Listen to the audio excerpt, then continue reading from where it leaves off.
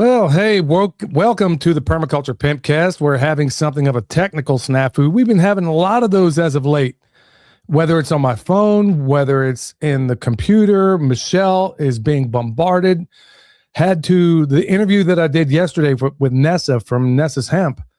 Folks, it was 5 times it took to be able to do that interview. So hopefully we get by without glitches tonight. Now we got problems with the music. We got problems we never had before. So here we are, the Permaculture Pimpcast. We can't use our intro music, at least not right now, until we figure out what the powers that shouldn't be have done to us. So anyway, here we are live, and want to thank everybody for coming in. If you would, hit that thumbs up and tell everybody we're live so they can go ahead and start suppressing us, because naturally we talk about things they don't want to talk about. How you doing, son? Pretty good. We had a first blue sky, I think, since I've moved to Texas today.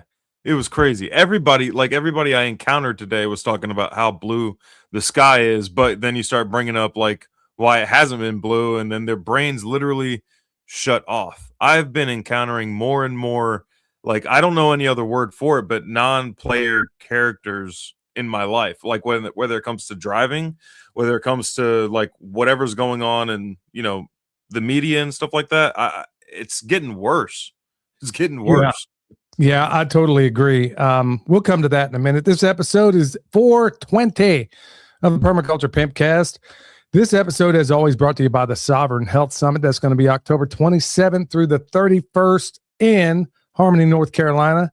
TPC will get you 5% off. And then another new sponsor, I just interviewed her last night, folks. You might want to check that one out. We had to do it on Rumble because I wasn't sure. Well, I never interviewed her before, and I didn't know what she might get into. I've heard her before, and I was thinking, wow, she could potentially say some stuff that will basically bring down this channel. So we had to do that on Rumble. I'm going to go through it because there's a lot of good information she puts in there, and it also opens up the idea for a lot of people out there that do not realize you have a endocannabinoid system. A lot of people don't know that. And the mainstream prostitutes and, of course, the mainstream doctors are going to make sure you never know about it. So I want to start talking about that and let everybody know what you can do about it. Anyway, they're our newest sponsor here, Nessa's Hemp. You can get 10% off with promo code PERMA. Like I said, I'm going to go ahead and try to post that video hopefully tomorrow. I'm not so sure. Like I said, we're going to have to go through it with a fine-tooth comb, because when you talk about anything that can truly, truly, truly help somebody, well, the powers that shouldn't be, they have a way of getting back at you. Son, have you had any technical difficulties on your end? Because it doesn't matter whether it's my phone, the computer, the iPad, it doesn't even matter.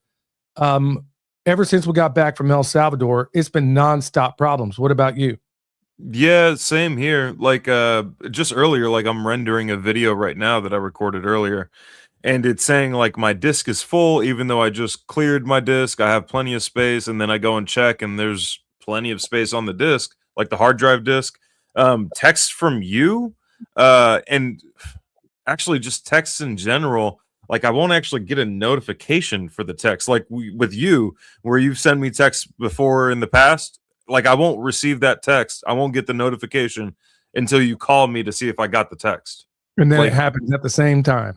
And then it'll go off. It'll ding as I'm like answering the phone, and then I'll get the text and everything. But yeah, I mean, emails, I still can't. Somebody was asking, like, are you able to see your Patreon comments? I can see the Patreon comments, but I can't see any of the DMs. Like I can see there's people DMing me, but I can't read any of the DMs. Like I'll click on it and it'll just be like a blank, as if nobody ever said anything. Yeah, so it same here. That's for sure. It's funny you mentioned that, because Patreon, it's been that way for a while, where all of a sudden they had me locked out, and then I got back in. Now I can't even respond to people asking me questions. And like you said, with the direct messages, I get those a little bit later. So, and there was another little incident the other day where I was trying to log into Permapasture's Farm Facebook account. William has that access, and we couldn't even access it. So the verification code wouldn't even get like send to me, even though he was sending it to the phone. It just wouldn't even come through. I still haven't gotten it. I'll go conspiratorial on this, and I'll just tell you straight. I'm not the only one experiencing this. Neither is William. There's a number of other people out there. Every time I try to post on X, it will rearrange what I said. I usually talk into the phone. Typically, I have no problem with that. And then every single time, I'm talking 100% of the time now, I say it in there. And if I don't go back and proofread it, and then I try to correct it, and it will autocorrect to the wrong thing. This is happening over and over and over. But I want to tell you that all of the people that are speaking out about what's going on around here in this country, it's happening to all of them too. Now, the ones that are completely on the, that are part of the Operation Mockingbird, it's been going on since the 1950s, ever since Dulles was running the CIA. It's going on right now, and it's in overdrive. I mean, folks, ask yourself, we got bombs falling all over the Middle East right now, but you almost don't see any of it. Go back and think about the first Gulf War. How many bombs did you see landing there? Play by play. And it's funny. So I'm starting to wonder, man, is there actually, I should be asking this question, son. I'm starting to wonder, is there actually a war even going on? Because we saw almost nothing out of Ukraine. We see nothing. And honestly, these folks lie. Look, the definition of a pathological liar is a person or an entity that will lie even when the truth would serve them better. So who even really knows what's going on over there?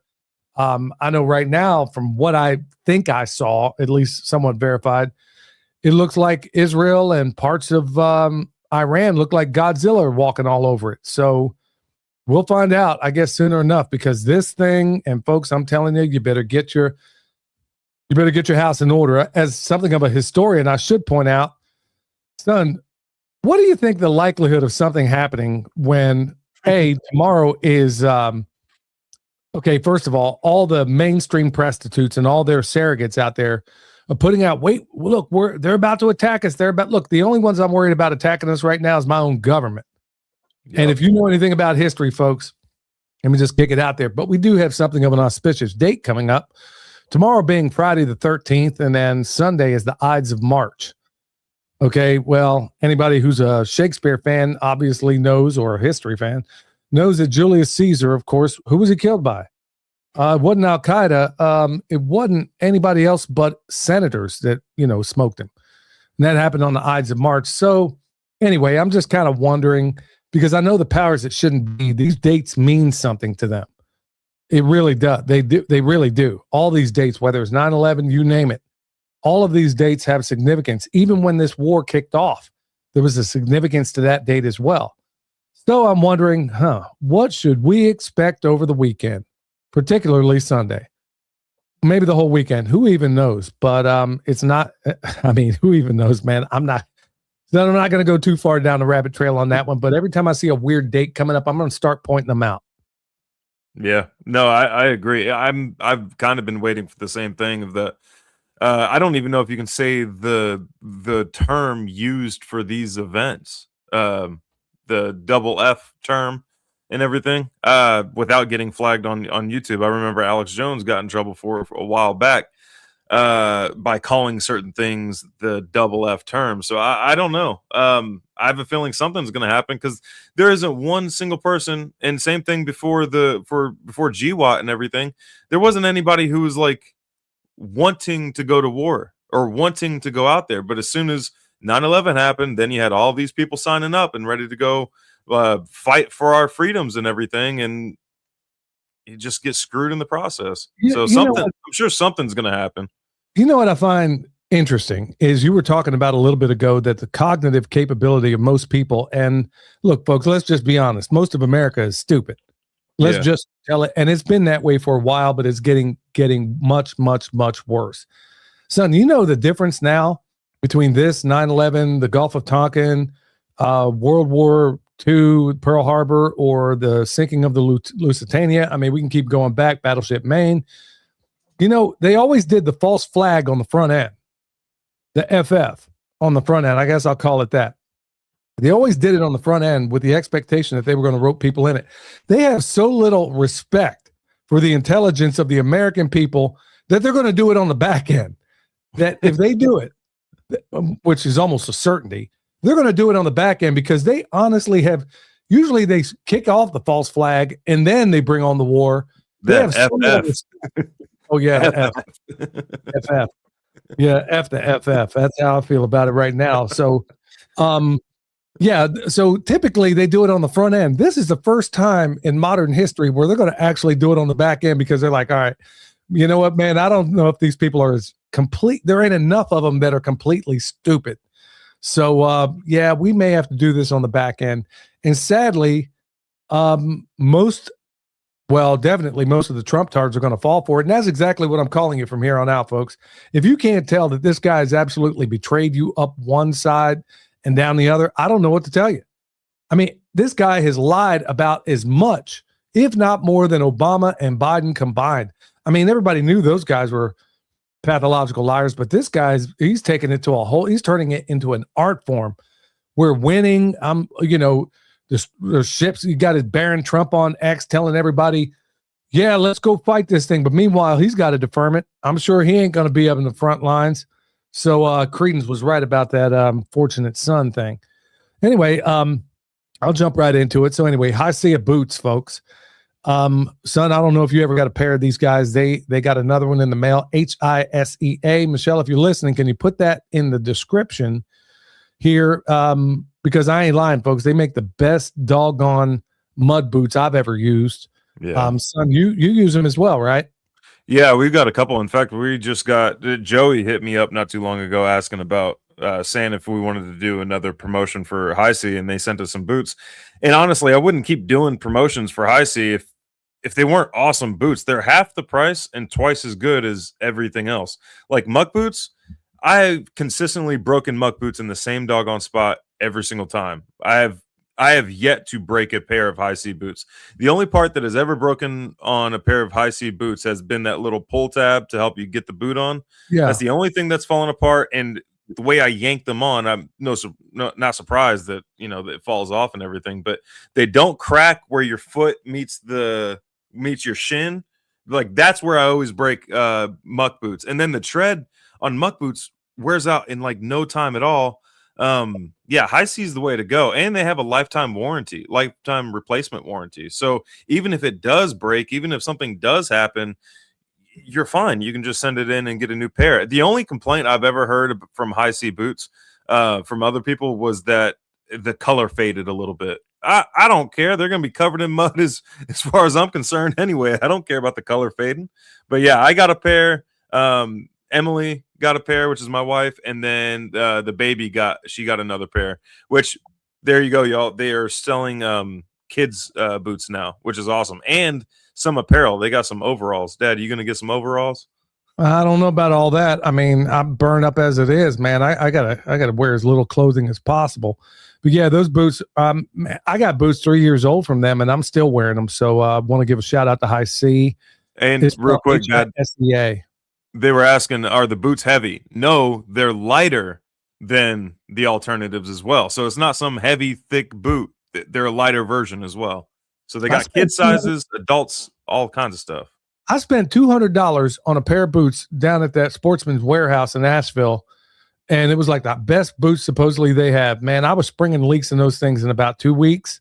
Yep. I've had boots now from these guys for 3 years. I still put them in the rotation, and the tread's still great. And there ain't a leak at all. And where there was damage, which I expect in a pair of boots, a little bit of epoxy, and I was ready to rock. You put epoxy on those muck boots that I bought, man, it tears up the rest of it. I mean, it'll take up the part you didn't epoxy. So, yeah, High C boots, winner in my book, y'all. Go check them out if you need any muck boots. So other things we got going on around here, we got baby sheep jumping all over the place. And I say jumping all over the place, I mean, they literally jump all over, especially in the evening. It's just so cute to watch. We got one mom that still hasn't, she's been a good mom in the past. She hasn't had hers yet. And judging by the size of her, she may have triplets. Is it 50, 60? I ain't sure what number they are. I don't get too acquainted with them, but I know, well, I do with the ones that don't work out. So folks, let me just tell you, if the motto on this farm is get loose or get lost. If a sheep ain't a good mom, in the freezer, you're going to go. And that's the bottom line, folks. If you don't do that, and I can't stress it enough, especially in these times, you cannot have animals, especially, and I'm going to cite exactly why I'm saying this, you cannot have animals in this time that don't do what they're supposed to. So you can't baby them along. You can't give them any excuses. If the first time they're not a good mom, in the freezer, in the oven, you're going to go. And you know what? I need meat in the freezer anyway, so it's not a problem. But right now, we got we got one or two of them. Well, we got a couple of withers. I think we need to go in the freezer. But we will have some rams that we can, cross stock with some other folks out there. So, yeah, that's going good. Used less hay this year than I ever have, ever. And when I say less hay, folks, I'm talking it's like next to nothing. And that's exactly where you want to be when you get a good grazing operation going. You want to scale back, and you're almost certainly going to have to unless you have more land. You got to scale back in the fall, and then when they're having babies in the spring, then you make your adjustments. But especially with things being what they are right now, folks, you are going to have to, and I mean in a big, big way, be thinking about the ways in which you can actually save a few bucks, because it's about to get real in a big, big way. So, what else do I have here? Oh, well, yeah. Hey, before you move on, Dad, people are requesting videos of the jumping lambs. They want to see these cute little babies jumping around. Okay, man. I hope your mom ain't listening after all, because that's exactly what she's going to be doing tonight. Spending half the night just out here to getting these jumping. They are cute though, and they always do it in the morning and the evening and the day. They're just kind of chilling and following mom everywhere. But then they all get together and they play in the evening. I mean, it's just what they do. It's just so cute to watch. And but anyway, we got some good ones, man. We got some really good ones. Great structure, great conditioning, the whole 9 yards. And they're in moms that don't have any crutches at this point. We have folks, this is what you need to shoot for. This is what you need to shoot for. And you have got to cull mercilessly to get to that point. They're not going to be bigger sheep. We intentionally have smaller sheep right now because they're more parasite resistant. It's with anything out there. I mean, the smaller they are, generally, the more parasite resistant. Goes that way in cows as well. So, I want something that I would rather get less meat, but have an animal that I don't need to baby. Outside of giving them some minerals, a little bit of salt, I'm not looking to do much more than that. So, other thing that is sad, but good night, man. All these trees are flowering out, son. I mean, like, if we didn't have a couple of freezes coming up, one tonight, I told you before, we got 400 pounds off that one peach tree. Judging by what I'm looking right now, man, there'd be about 600 or 700 pounds this year. But we're probably going to lose all these guys either tonight, or we got temperatures supposedly in the teens. I'm sure that's all orchestrated. So anyway, that's why you want early, mid, and late of everything. So you want early, mid, and late apples for your region, early, mid, and late pears, early, mid, and late peaches, early, mid, and late plums. I think you get the point. You want to do that for the not only because it's smart, but also for the preparedness aspect. Let's say you got an early freeze or a late frost. Either one. That's what you cover yourself up for. At least you get something out of the deal. And in the best case scenario, you get really all kinds of good stuff. Finally, we got some bone sauce kicking. I finally was able to make some. As soon as your mom put it up, son, it sold all of it immediately. So I bet. I mean, good night, man. And folks, I know people are sending me all kinds of emails, even hate emails, like, come on, dude, you're killing me. You got to get this stuff made. Folks, let me just tell you something. I got my faults, but laziness ain't one of them. And I'm not gonna cut this stuff. No, I don't care how many of you ask me. I'm not gonna cut this stuff and sell you a product that you're spending good money for, and I'm giving you half the intensity. This stuff is full 100% blast what it is. And I got to have the right conditions. I got to have the right stuff. I'm not going to sell. There is no way I will ever sell a product that isn't 100%. And folks, I've done it many, many times before. I've had to give people their money back because I didn't like the batch. If it ain't got the right color, if it ain't got the right smell, if it ain't got the right, there's a lot of this stuff that's nuance. And unless you make it, you don't know. And there's a lot of other things I put in it now where it used to be just bones, water, heat, and time. Now there's a few other all of it is edible kind of stuff, but don't go eating this stuff by no means. But I'm not going to sell a product that I got my name on. It's Billy's bone sauce, y'all. I ain't putting it ain't Billy's half done bone sauce. So I'm sorry if we run out. Doggone it. Amy said it's sold out already. Doggone it. All right, y'all. I'm trying to go full steam ahead and get back in the saddle and making this stuff. But as soon as I put it up, it's coming right back down. So I know people were asking about a waiting list. Folks, I can't put a waiting list out there for 100 folks. So anyway, so let me kick it on over to you. I got people emailing me about that bone sauce. They're mad at me because you're not making bone sauce. I'm hoping by tonight or tomorrow I'll have some back up online. But so folks, I got to make this in small batches. A number of people are trying to come up with crazy ways for me to do it any other way. I can't control. I have got to be able to control the quality, and I can only do that in small batches. I'm not about to have you spend this kind of money on something that is half done, or it's not. Like I said, there's times I've wasted lots of money because you only get one shot at this, maybe two if you're lucky. But if you overdo it, you got goo that you can't use, and if you underdo it, you got a product you can't use. So it's got to be done perfect, and if it ain't perfect, I ain't selling it. So, son, let me kick it on over to you. So when we got back, we found like the combination of frost and a few chickens got out, just wiped out the garden. Everything but what was it? Comfrey and cabbage got killed. I think mostly by those chickens. They went there and just destroyed the garden. So today I replanted the garden, got everything in the ground, and then I also did a video on it saying like, hey, if you like lose your garden for whatever reason, don't give up on it. You can still, there's other alternatives that you can do. You can just start later on certain plants. But that being said, I did put out tomatoes in February, so I was kind of expecting some of them to just die off and not make it. So I went to the greenhouse or to the, I guess, greenhouse store, the nursery store this morning, bought the plants that we needed, got a bunch more potatoes. I mean, we're trying to grow as much food as possible this year. This year, I have a personal goal of growing all of our own onions and garlic that we need this year, because that's something everybody uses a lot of in most dishes. So I have like 2 4x40-foot beds planted of all onions and garlic, and then I got a couple of beds here that have onion and garlic all kind of spaced in between. And just getting ready to go to that Caleb House event this weekend. And if you guys aren't familiar, there's a Caleb House Ruckus this weekend. It's a fundraiser for the organization Caleb House. And they go and save kids from trafficking and then provide them with permanent homes afterwards. They don't just throw them back into the system just to get, the same things happening to them or anything like that. They provide them with permanent homes so they can permanently stay out of that particular system.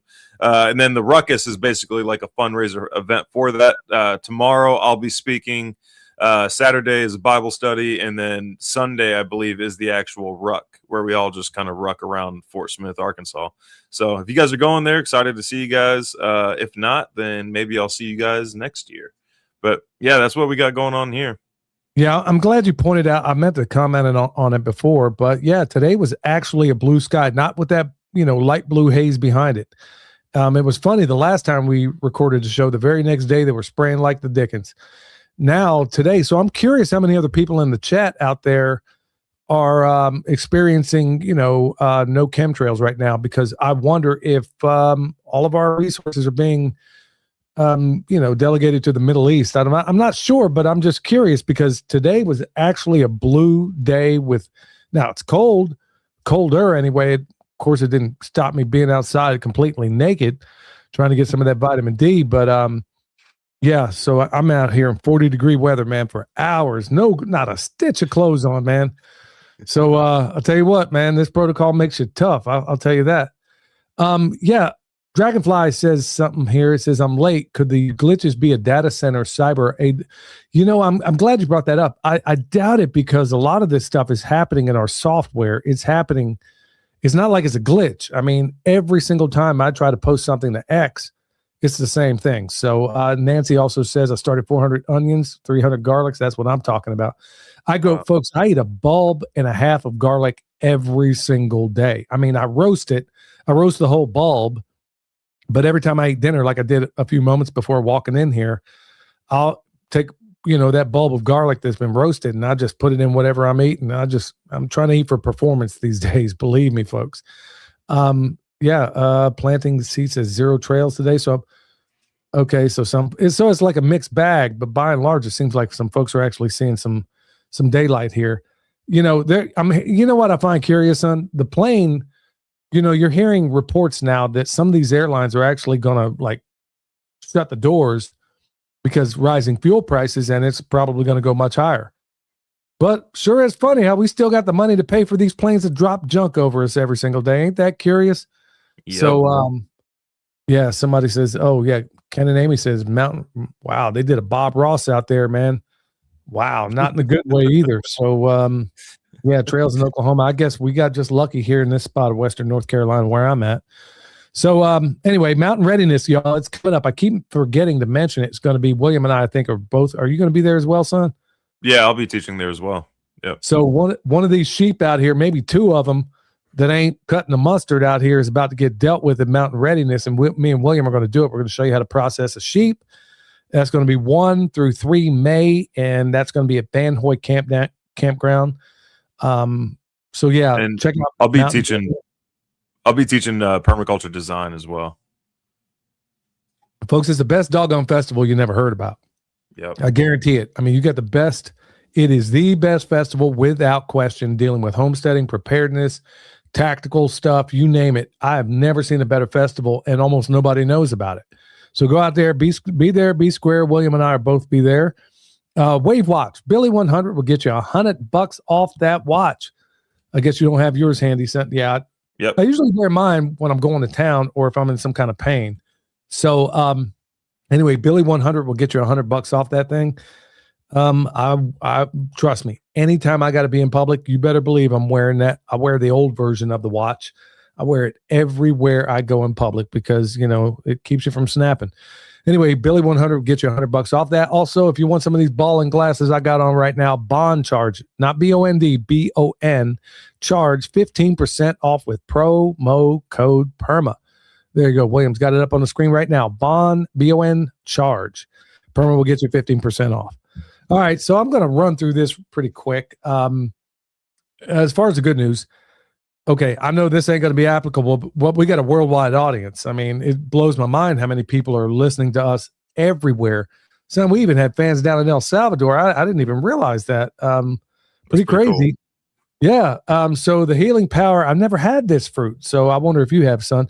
The healing power of durian, the king of fruits that smells like hell. Have you ever had one of those?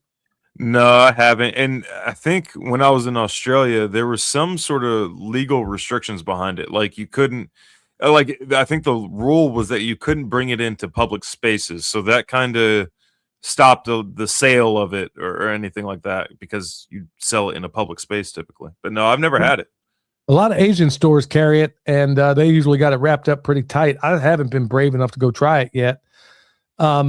Yeah. So anyway, if you look at what this stuff does, man, I mean, yeah, the smell apparently is absolutely awful, but you know, everybody talks about how it's a blending of it's not a hybrid or anything like that, but if you had to describe it, it was like a blending of a banana, a mango, vanilla, and you know, it's considered a delicacy in a lot of different places, but apparently it's high sulfur content and a lot of the other things is really, really good for a lot of the ailments that cure the things that may be ailing you. So anyway, durian fruit, here's another one here. And the only reason I picked this one out because it's my grandbaby's middle name. Clementine, a little citrus powerhouse packed with serious health benefits. Reason I'm bringing that up also is when we were in El Salvador, these things grew like, folks, I am not kidding you. You couldn't walk out 10 feet into the woods and not come across an orange tree or a clementine. It was blowing my mind. I was like, and then when you taste the orange juice down there, son, because they really got legit oranges that were squeezed right that, you know, when you ordered it, yeah, it would blow your mind. It didn't even taste like anything we have in the United States of Amnesia. The taste, the flavor profile, 100% different. I don't even drink orange juice, but I made an exception down there. So anyway, these clementines, and I'm bringing this up because this is something you might have, especially here in the South. Folks, remember, think about that vitamin C out there. There's a lot of different medicinals out there that are going to offer some vitamin C. But clementines, you know, not only does it taste good, it's also a pretty good way to get that vitamin C. especially when things might be in a little bit of a disruption. And I'm going to cover that here in a second. I keep meaning to. And then finally, Hey, go real ahead, quick, son. Dad. Eduardo Torres was saying, "How do I grow it in Texas?" You can't grow durian in Texas. If you get freezing temperatures at all, you can't grow it in Texas.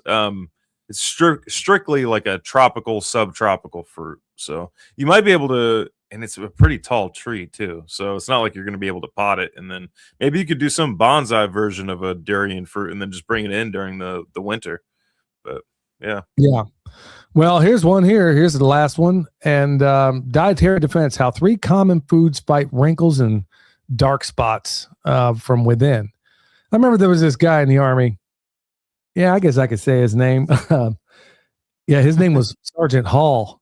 I mean, this guy was as sweet as sugarcane. Everybody knew it, but, it was what it was, man. And I was like, this dummy would literally go around telling everybody about how hot his wife was. There ain't a wrinkle. Man, I remember him. We got off from a deployment. I want to say from the Middle East. And so everybody's thinking, man, his wife must be, something else. Man, look, I'm trying to be as nice as I can, but it goes to this article.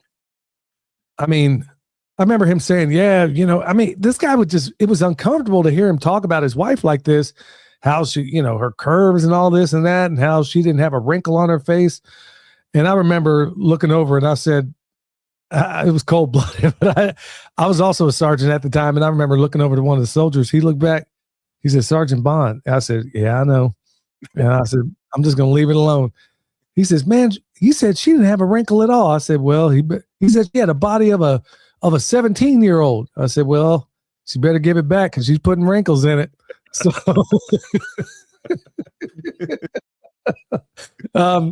anyway, I mean, this is a woman. Anyway, your mom is down there climbing the walls right now because she knows more to this story. Your mom actually, yeah, there's more to this I got to tell you about, son. I can't tell you online, but this was comedy you can't make up. But anyway, those almonds, how did I even get on this? Anyway, the wrinkles. Yeah, almonds, salmon, and what else they got here? Well, mango. Also 3 wrinkle reducing things out there. So it is what it is.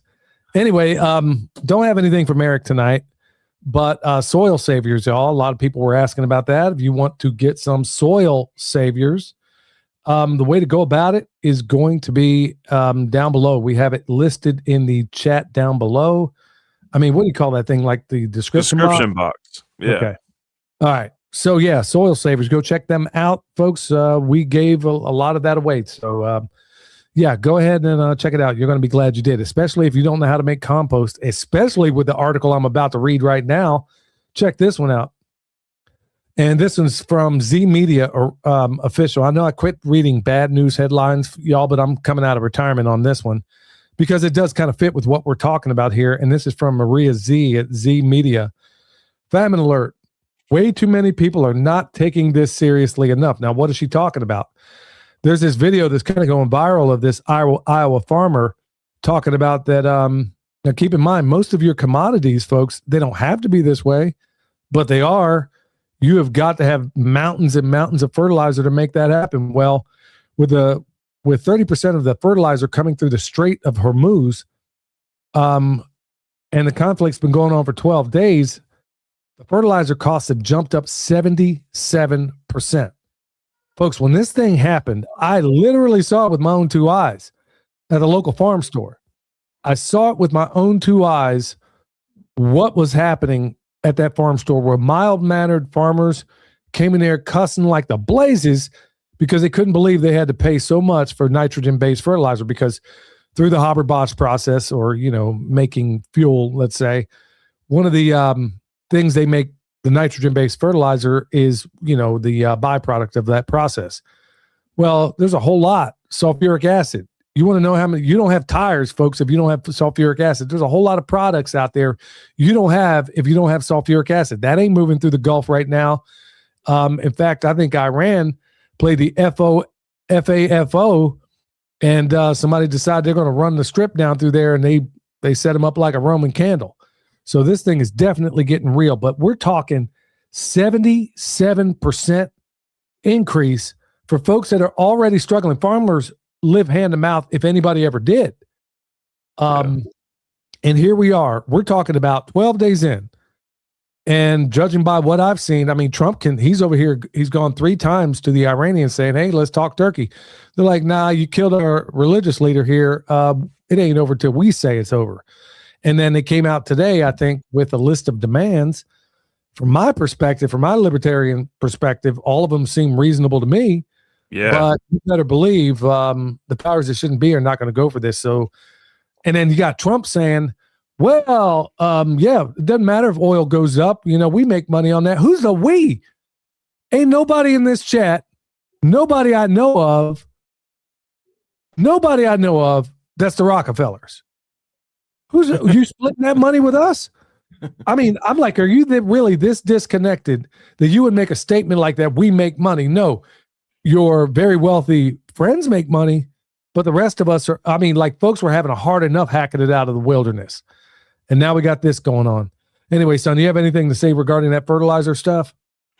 Yeah, I mean, it's a whole, for your own personal gardens, your own personal farms and everything like that, all of that is just not needed. I mean, 1 cubic yard of compost could knock out most people's farms. Most of the consultations I've ever done on properties, the only thing they really need is 1 cubic yard to inoculate everything, and it's a permanent fix as long as you don't do anything to screw it up. Like, I mean, you're not going to overdo it. You're never going to burn plants by applying too much biology. But as long as you don't create any compaction or anaerobic conditions, and as long as you understand what those 2 statements mean, you're not going to screw it up. Compaction. Don't keep tilling. Don't keep running over the same spot where you're trying to grow food. Anaerobic conditions. Don't spray biocides. Don't apply that same fertilizer that's now jumped up 70%. And keep the ground covered.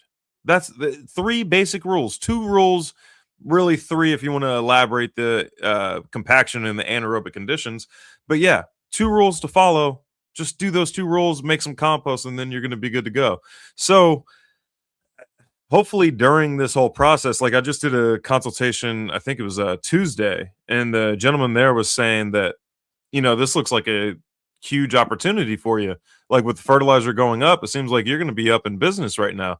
I'm like, I hope so. I hope people recognize that there is an alternative to buying these store-bought fertilizers, and that works 10 times better. That's a permanent fix as long as, you know, you just follow those 2 rules. But yeah, if I keep talking, I'm going to start getting into the Iran crap details and stuff like that, and then we'll get canceled and shut down and all that. So I'll pass it back up to you. Yeah, I'm kind of I'm having to govern exactly what's coming out of my mouth right now. I mean, anybody who doesn't like what I'm saying, they've already gotten loose. So, you know, at the end of the day, what I'm trying to get at, the reason I read that whole story is, folks, this thing is light years worse than anybody's telling you right now. I keep a close watch on these things.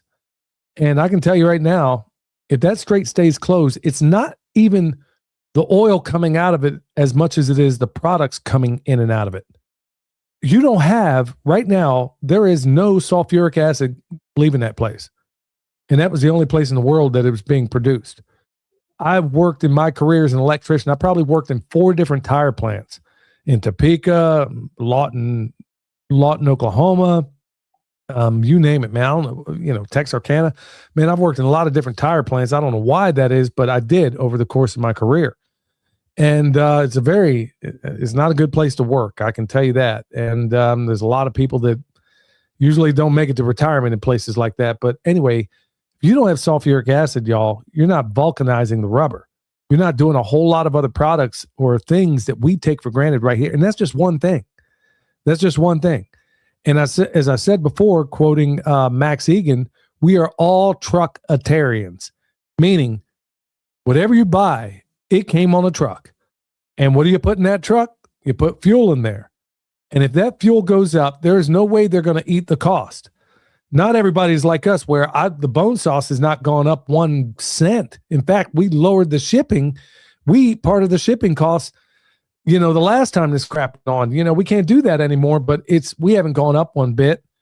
We eat that, but everybody else can't afford to do that.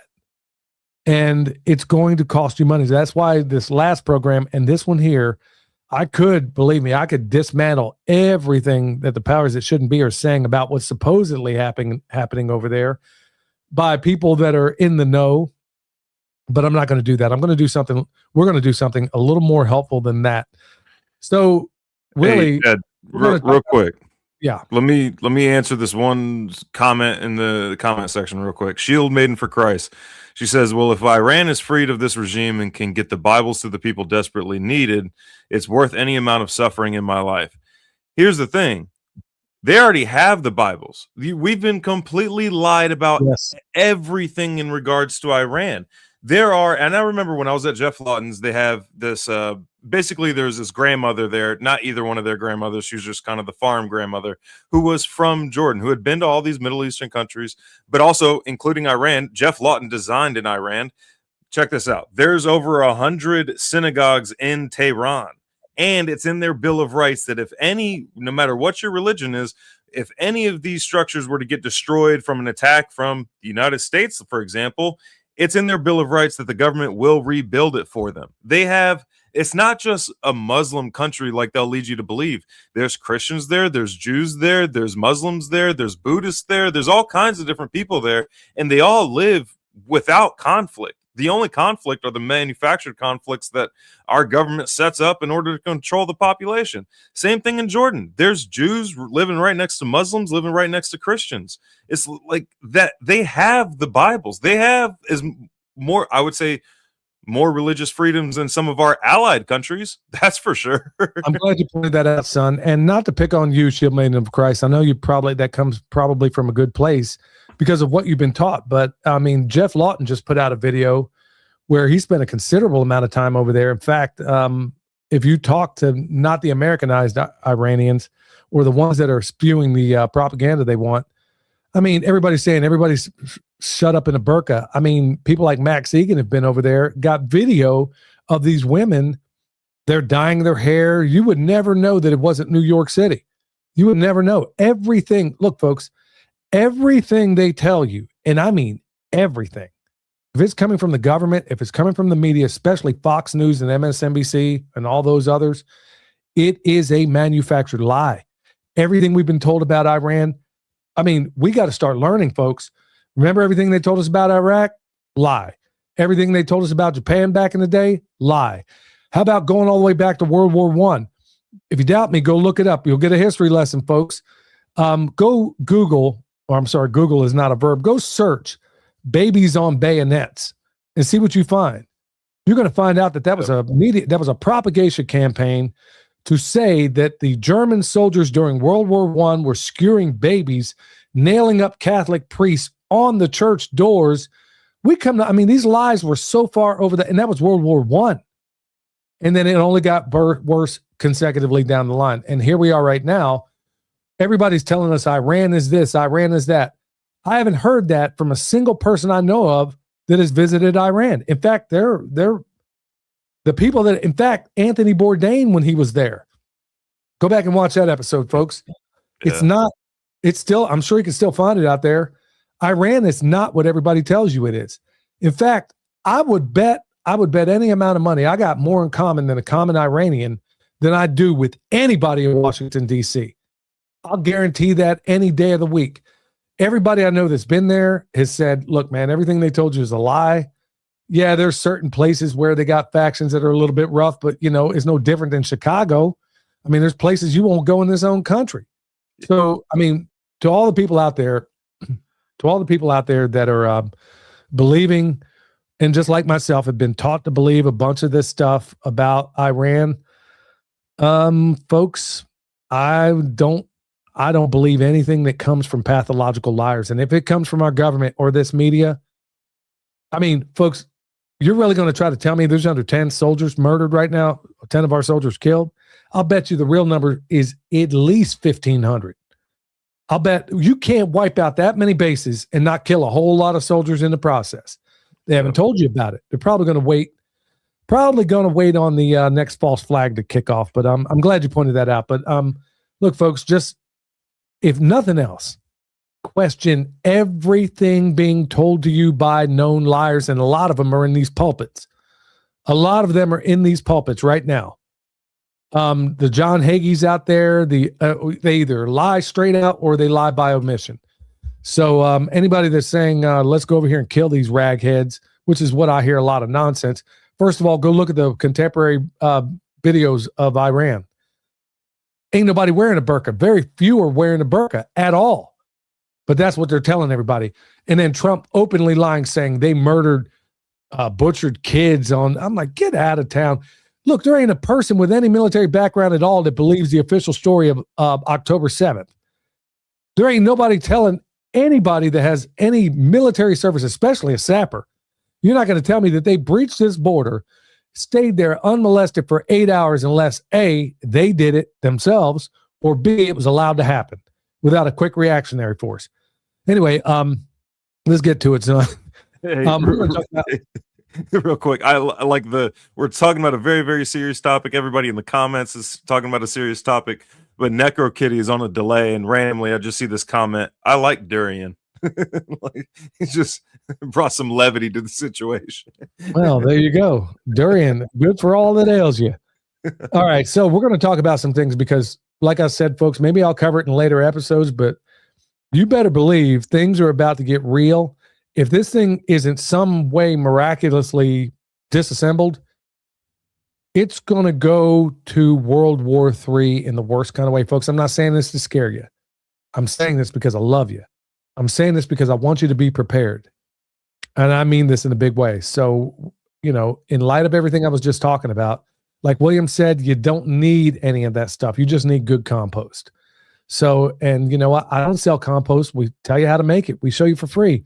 Ain't that hard, folks. If you want more detail, go check out our Patreon channels. But I figured we'd talk about some things you can grow in buckets because there's a lot of people living in either postage stamp backyards or they're living in an apartment.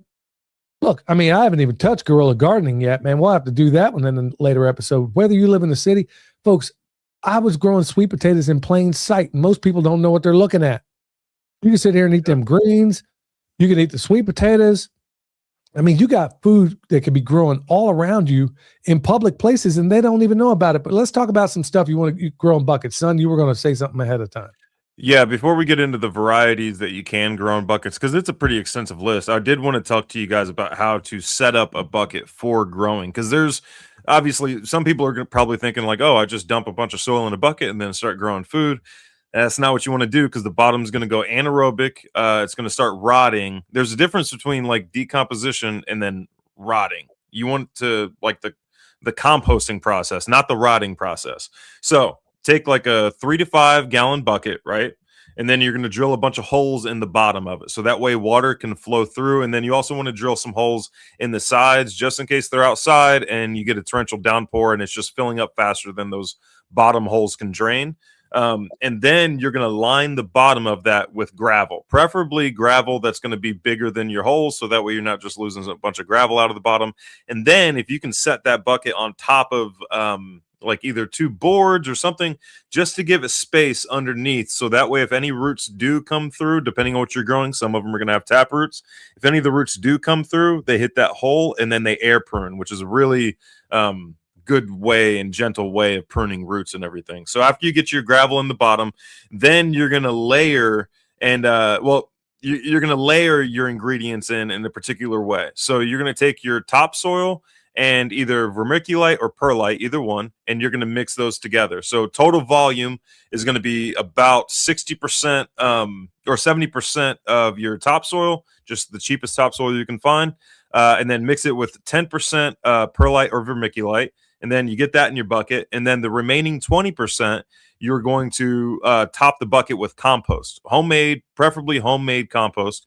And then as you water the bucket, it's all going to inoculate everything down below. But that top 20% is going to be what your plants are going to interact with at first with most of the plants that you're going to plant. And then after you put your compost on, do a layer of mulch because buckets are going to dry out, like 3 times faster than the soil will. So there's some downsides with that. But as long as you know about it, you can account for it and then water it more frequently. But if you're in an arid environment, you might want to be cautious with how much water you're going to be using in this bucket system. Also, cool thing about bucket is that if you have any of those late spring frosts that we were talking about at the beginning of the show, you can always bring your buckets inside if you need to. Or if it's just torrential downpour, and you don't want your plants to drown or anything like that, just bring them in the inside if you want to. There's a bunch of benefits to buckets.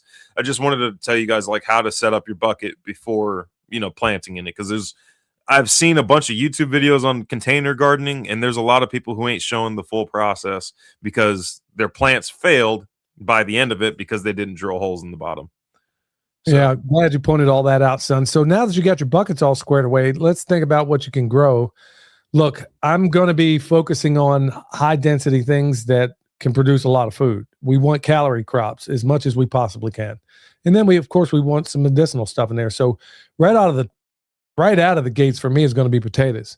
I mean, I'm an American, who doesn't like potatoes? So it's one of those high calorie crops out there that you can get in the bucket. And it works also as a village grow kind of method. But I mean, potatoes, and it doesn't even have to be a bucket. I mean, for crying out loud, I've seen people growing these things out of car tires. Now, it's probably not the best medium in the world, but I have seen it done where they've had tires on the ground. They were like, okay, it's been sitting there, man. Let's grow some food out of it. So, that's, any medium that is mobile. I like 5-gallon buckets because they're easy, they're handy, and you can pull them around. So potatoes, great for calories and storage. Plus, you can't beat storage. So you're going to want some of those. All right, son. All of your leafy greens, granted, those aren't really calorie dense, but that's something that you can produce quickly, and you can kind of get like a daily meal out of it, depending on, how densely you planted your buckets or how many buckets you have. So you could set up like a 7-day rotation with 7 different buckets and eat a salad every day if you wanted to. And each bucket could have like all of the ingredients necessary for a diverse salad. So meaning all the leafy greens necessary for a diverse salad. You could do arugula in there, which, and depending on where you are, you might call it arugula rocket, whatever it may be. Those are prone to bolting in your higher heats. So what you can do with that bucket is take it and put it over in the shade if you need to. But you can do a diversity. You can do spinach in there. You can do romaine in there. You can do like salad bowl lettuce or whatever your local nursery is going to call it. You can do all kinds of lettuces in there, and you can fit quite a few in one bucket. And then just do 7 of those, and then you got a weekly salad rotation if you want to. On to you, Dad. Yeah, I'm going to say my next one up is bush beans. No trellis needed if you grow, bush types. Or if you're near a fence and you want to do others, knock yourself out. But it's a fast turnaround crop, comparatively. And once again, it's going to be high density in terms of calories.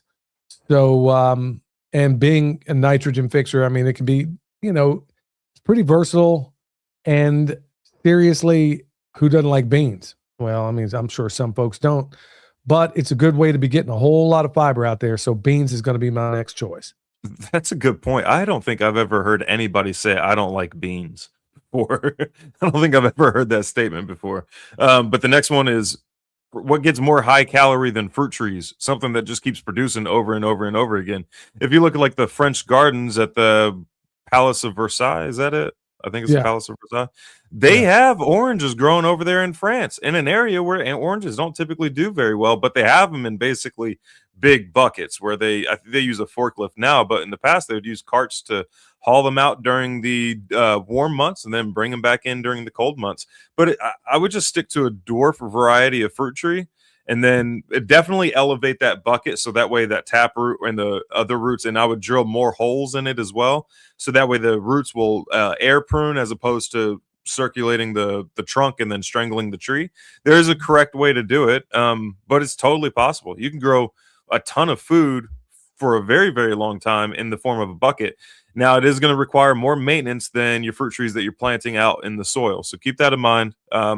But yeah, fruit trees. And then you could get away with some fruit trees that ain't even supposed to grow in your area, even more extreme than your citrus and everything. Like you could maybe, if you did a bonsai version of it and prune it very, very well, you might be able to get away with a durian in a 5-gallon bucket. Who knows? I'd like to see somebody try. Yeah, my next one's gonna be, and I should have led with this one, is really sweet potatoes, man. I mean, good night. I mean, grow slips in relatively shallow soil. I mean, you can take an old potato and get your slips off of that. Leaves are edible too, as I was talking about a moment ago. I've grown sweet potatoes, guerrilla gardening in plain sight, and they just thought it was probably some kind of invasive. I don't know what they thought it was, but nobody ever messed with it. So, in those kind of situations, you harvest, when it starts getting dark. But either way, sweet potatoes, I mean, you talk about high density, could store it well. It's a superfood in so many different ways. I mean, plus depending on the variety you get, I mean, I spent a lot of time eating sweet potatoes that were, the regular orange color, and then also the blue ones. You're getting those anthocyanins. So you're getting a lot of medicine in there with those sweet potatoes as well.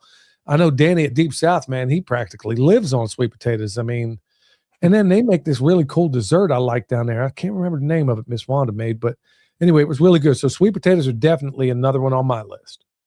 Next one is herbs, specifically herbs that will completely take over a bed. So things like yarrow or things like mint, yeah, stuff like that. You could grow in buckets, so that way you're not like we have like a little herb patch by the front door, and it's just literally a square. And if it wasn't as shaded as it is, then the mint that's planted in there, if it wasn't for the shade, and then June, my daughter, constantly snacking away at it, it would completely take over that patch. So one thing you can do to combat that is just put it in buckets, grow it in buckets, and it'll be contained in those buckets, especially if you keep it elevated. If you keep it on the ground with those holes in the bottom, there's a chance that the roots eventually make their way down through those holes into the soil, and then now you got mint growing around your buckets in the actual soil. But careful, because yarrow and mint will completely take over a bed. So those are things that I would just recommend planting in containers, if not just a bucket. My next one's going to be tomatoes, and I'm talking about the cherry variety or even the determinate. Why? Because everything I put out there, there's always a preparedness component into it. Well, why tomatoes of all things? Well, because I can a whole lot of tomato sauce every single year. It can be used in so many different things, whether you want to make a pizza, you got it. You want to make spaghetti, you got it. You want to make lasagna, you got it. You want to make chili, you got it. I mean, there's so many different variations that you can go with it. Plus, tomatoes, being that they're not going to dig any cold weather snaps, okay, if they're in a bucket, like William said a moment ago, you can move them to a place that's a little more hospitable. But I like tomatoes not only just because they're tomatoes, I mean, but I really love them because of the versatility and what it's going to give me in terms of other meals that I can make with it.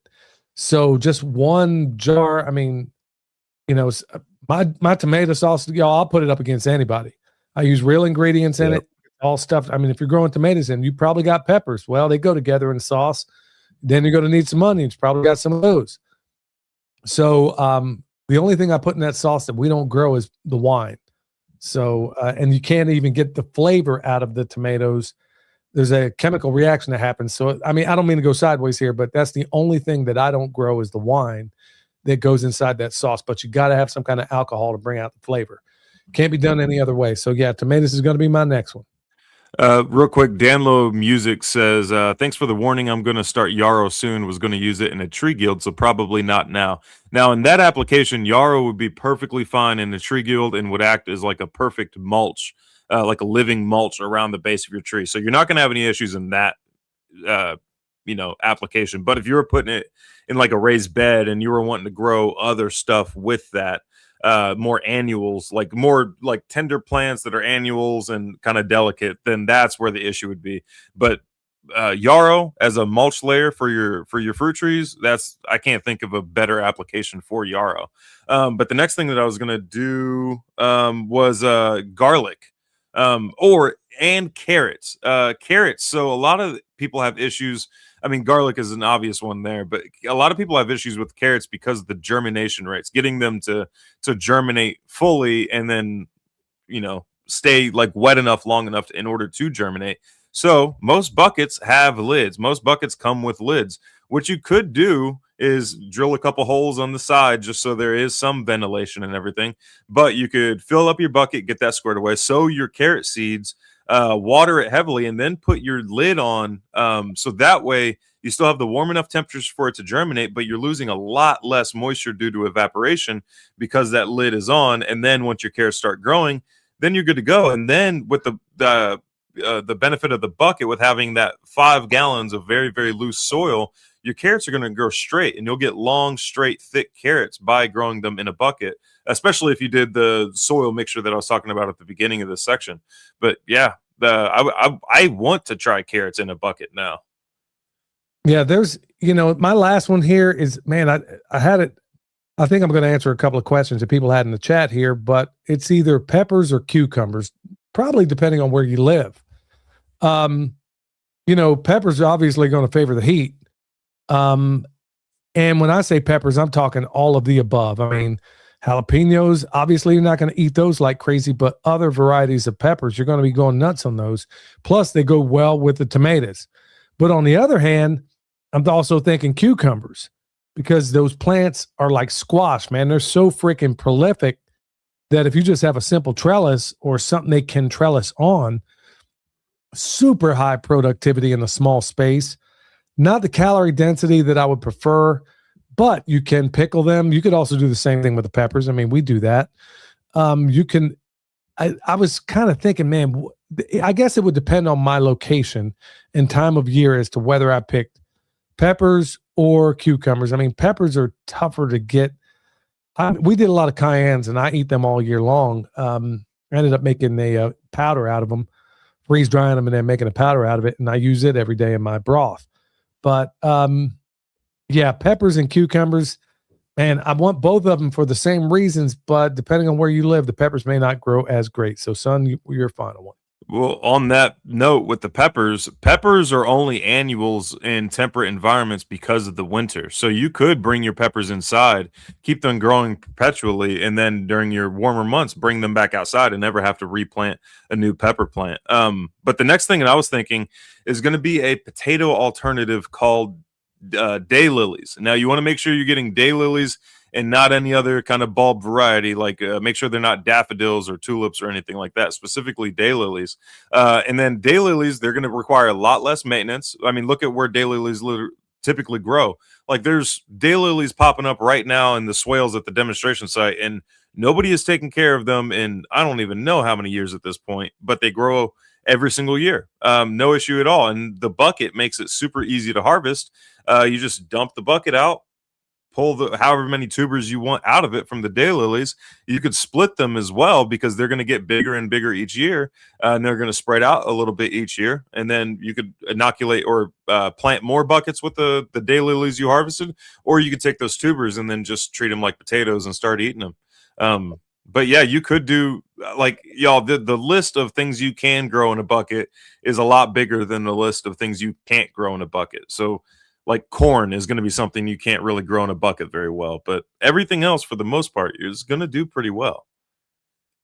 Yeah. Somebody saying, I need bone sauce, please. I'm hoping to have more online tonight. If not, hopefully tomorrow. Quick compost question. Is it okay to put used hemp chicken bedding in my compost pile? I don't see why you wouldn't. In fact, that's probably going to be a much cleaner source than anything else you can probably get out there. Any thoughts on that, son? So I'm going to answer all of the can I put this in compost questions with the same thing that Jeff Lawton told me when I kept asking him, can I put this in the compost? If it has lived, it can live again via compost. So if it has ever lived at any point, you can throw it in the compost. Just depending on the carbon to nitrogen ratio is going to determine how much of that you put in and how big the pieces are that you put in. But I mean, in that same podcast that he was talking about, Iranian, he was talking about putting used motor oil or used just crude oil on the soil and being able to reforest these desert areas by using an oil on the sands and everything. And it would benefit everybody's soils, especially if you go through like a guaranteed drought every year, like in Texas. Use motor oil. Don't even worry about the toxins, because they're going to get locked up in all that composting that's going on, if there are any major toxins from your oil source. But yeah, if it has ever lived, it can live again via compost.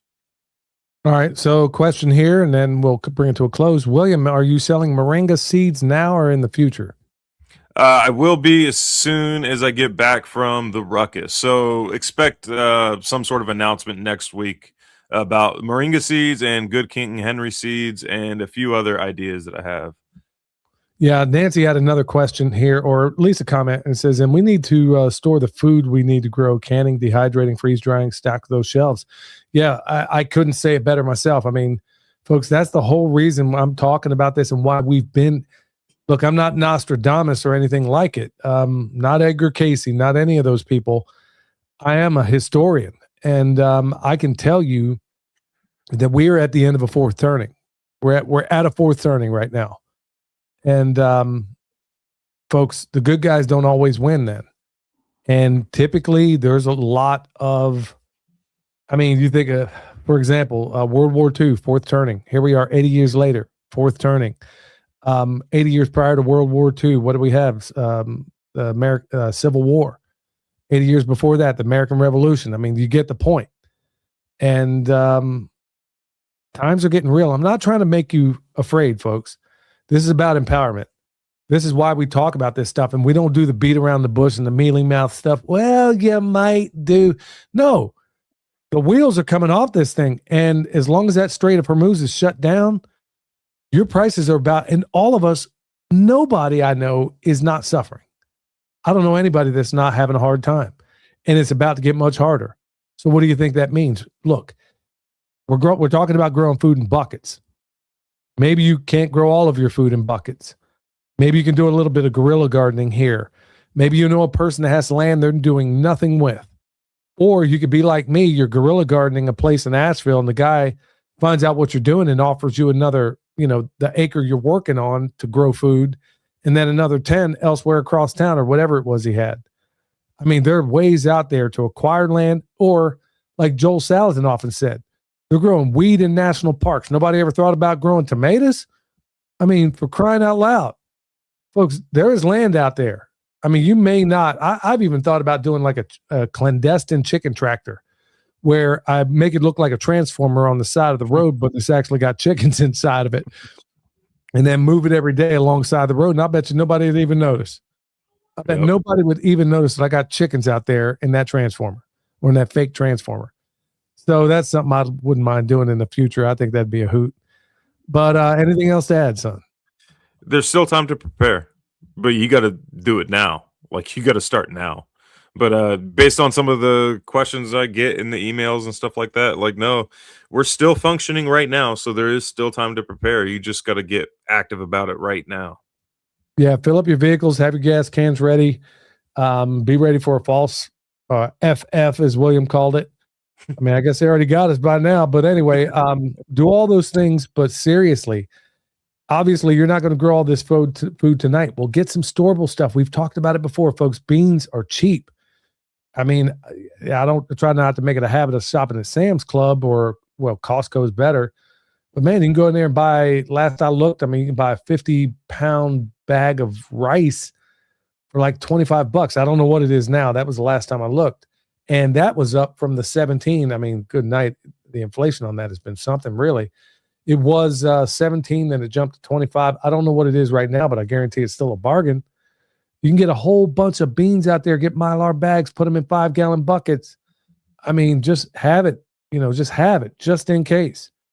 I mean, so what's the worst that happens? You got food and it doesn't go sideways, but seriously, I think they want it to go sideways. And then I think they want to bring in a digital scam, but I'm not going to get into all that right now. Maybe we'll talk about it in later shows. Well, folks, don't have any music to go out on, which is really driving me crazy because of all the weird technical things that we have no accounting for. So until next time, son, stay alert. Stay alive. All right, y'all. We'll see you. Thank you so much for checking us out.